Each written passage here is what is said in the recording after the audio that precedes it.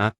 Définition astérisque, le cancer de l'intestin, également connu sous le nom de cancer colorectal, est une maladie où des cellules malignes se développent dans le côlon ou le rectum. C'est l'un des cancers les plus courants dans le monde.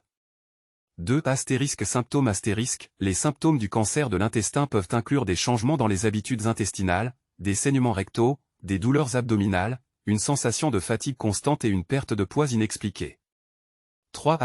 Facteurs de risque les facteurs de risque pour le cancer de l'intestin comprennent l'âge avancé, une histoire familiale de la maladie, certaines conditions génétiques, une alimentation riche en graisses et faible en fibres, le tabagisme, l'alcool, l'obésité et le manque d'exercice physique. 4. Dépistage le dépistage du cancer de l'intestin est important pour la détection précoce. Les tests de dépistage recommandés peuvent inclure la coloscopie, le test de sang occulte dans les selles et le test de l'ADN fécal. 5. Traitement le traitement du cancer de l'intestin peut inclure la chirurgie pour enlever la tumeur, la chimiothérapie, la radiothérapie, et des thérapies ciblées qui ciblent spécifiquement les cellules cancéreuses. 6. Prévention la prévention du cancer de l'intestin peut inclure une alimentation saine riche en fruits, légumes et grains entiers, l'exercice régulier, l'évitement du tabac et de l'alcool, et le maintien d'un poids sain. 7. Pronostic le pronostic pour le cancer de l'intestin dépend de nombreux facteurs, y compris le stade de la maladie au moment du diagnostic, l'âge et la santé globale du patient. 8. Recherche la recherche sur le cancer de l'intestin se poursuit avec l'objectif d'améliorer le dépistage, le diagnostic, le traitement et la prévention de cette maladie. Théma 1. Définition le cancer de l'intestin, également connu sous le nom de cancer colorectal, est une forme de cancer qui commence dans le côlon ou le rectum, qui sont des parties de l'appareil digestif. C'est le troisième cancer le plus courant chez les hommes et les femmes dans le monde. Le côlon et le rectum font partie du gros intestin, qui joue un rôle clé dans le système digestif de l'organisme. Le côlon absorbe l'eau et les nutriments des aliments, tandis que le rectum stocke les déchets solides jusqu'à ce qu'ils soient éliminés du corps. Le cancer colorectal commence habituellement par la formation de polypes non cancéreux sur la muqueuse interne du côlon ou du rectum. Au fil du temps, certains de ces polypes peuvent évoluer en cancer. Les cellules cancéreuses du côlon ou du rectum peuvent se propager à d'autres parties du corps, un processus connu sous le nom de métastase. Les organes les plus couramment touchés par les métastases du cancer colorectal sont le foie et les poumons. Il est important de noter que le cancer colorectal est une maladie grave, mais qu'il est souvent possible de le prévenir ou de le traiter avec succès s'il est détecté à un stade précoce grâce à des examens de dépistage réguliers. Théma 2. Symptômes les symptômes du cancer de l'intestin peuvent varier en fonction de la taille de la tumeur et de son emplacement dans le gros intestin. Au début, le cancer de l'intestin peut ne provoquer aucun symptôme. C'est pourquoi il est si important de se faire dépister régulièrement. Lorsque les symptômes apparaissent, ils peuvent inclure changements dans les habitudes intestinales, tels que la diarrhée, la constipation ou une alternance entre les deux, qui dure plus de quelques jours. Sensation de besoin urgent d'aller à la selle, même après être allé aux toilettes. Saignements rectaux ou sang dans les selles, qui peuvent rendre les selles de couleur plus foncée. Douleurs abdominales persistantes ou crampes. Faiblesse ou fatigue, qui peut être le résultat d'une anémie due à une hémorragie interne. Perte de poids inexpliquée. Il est important de noter que ces symptômes peuvent être causés par des conditions autres que le cancer de l'intestin, comme les hémorroïdes, les infections intestinales ou les maladies inflammatoires de l'intestin. Toutefois, si vous présentez l'un de ces symptômes, il est important de consulter un médecin pour en déterminer la cause et commencer le traitement si nécessaire. Théma 3. Facteurs de risque. Plusieurs facteurs peuvent augmenter le risque de développer un cancer de l'intestin. Il est important de noter que la présence d'un ou plusieurs de ces facteurs de risque ne signifie pas nécessairement qu'une personne développera un cancer de l'intestin, mais simplement qu'elle est plus susceptible de le faire. Voici quelques-uns de ces facteurs de risque. Âge avancé. Le risque de développer un cancer de l'intestin augmente avec l'âge. La majorité des personnes atteintes de cette maladie ont plus de 50 ans. Antécédents familiaux. Les personnes qui ont des parents, frères et sœurs ou enfants atteints d'un cancer de l'intestin ont un risque plus élevé de développer la maladie. Conditions génétiques. Certaines conditions génétiques, comme la polypose adénomateuse familiale, FAP, et le syndrome de Lynch, peuvent augmenter le risque de cancer de l'intestin. Régime alimentaire. Un régime riche en graisse et en viande rouge et transformée, et faible en fibres, fruits et légumes peut augmenter le risque de cancer de l'intestin. Tabagisme. Le tabagisme a été associé à un risque accru de nombreux types de cancers, y compris le cancer de l'intestin.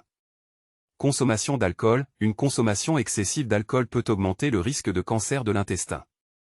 Obésité. Les personnes obèses ont un risque plus élevé de cancer de l'intestin et sont plus susceptibles de mourir de la maladie que les personnes considérées comme ayant un poids normal.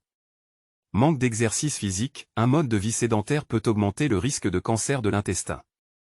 Il est possible de modifier certains de ces facteurs de risque, comme le régime alimentaire, le tabagisme, la consommation d'alcool et le niveau d'activité physique. D'autres facteurs, comme l'âge et les antécédents familiaux, ne peuvent pas être modifiés. C'est pourquoi il est important de se faire dépister régulièrement pour le cancer de l'intestin, en particulier si vous avez des facteurs de risque. Théma 4. Dépistage. Le dépistage du cancer de l'intestin est crucial pour la détection précoce de la maladie. En effet, dans ses premiers stades, le cancer de l'intestin ne présente souvent aucun symptôme. Le dépistage permet de détecter des anomalies avant même que les symptômes n'apparaissent, ce qui augmente les chances de succès du traitement. Il existe plusieurs méthodes de dépistage du cancer de l'intestin, parmi lesquelles coloscopie. Il s'agit de l'examen le plus complet pour le dépistage du cancer de l'intestin. Un long tube flexible muni d'une caméra est introduit par l'anus pour examiner l'intérieur du côlon et du rectum.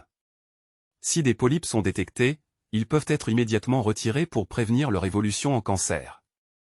Test de sang occulte dans les selles, TSOS. Ce test détecte la présence de sang invisible à l'œil nu dans les selles, ce qui peut être un signe de cancer de l'intestin.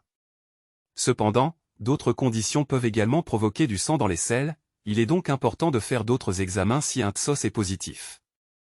Test de l'ADN fécal. Ce test analyse l'ADN dans les selles pour détecter des changements génétiques qui pourraient indiquer la présence de cancer de l'intestin. L'âge auquel vous devriez commencer à vous faire dépister pour le cancer de l'intestin dépend de votre niveau de risque. Si vous avez un risque moyen, il est généralement recommandé de commencer le dépistage à l'âge de 50 ans. Si vous avez un risque élevé en raison d'antécédents familiaux de cancer de l'intestin ou de certaines conditions génétiques, vous devriez commencer à vous faire dépister plus tôt. Il est important de discuter avec votre médecin de vos facteurs de risque pour le cancer de l'intestin et de la meilleure stratégie de dépistage pour vous. Théma 5.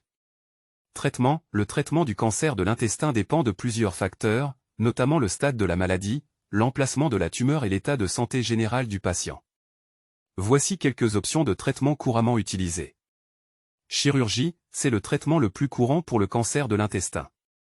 Selon la taille et la localisation de la tumeur, le chirurgien peut retirer la tumeur et une partie du côlon ou du rectum environnant.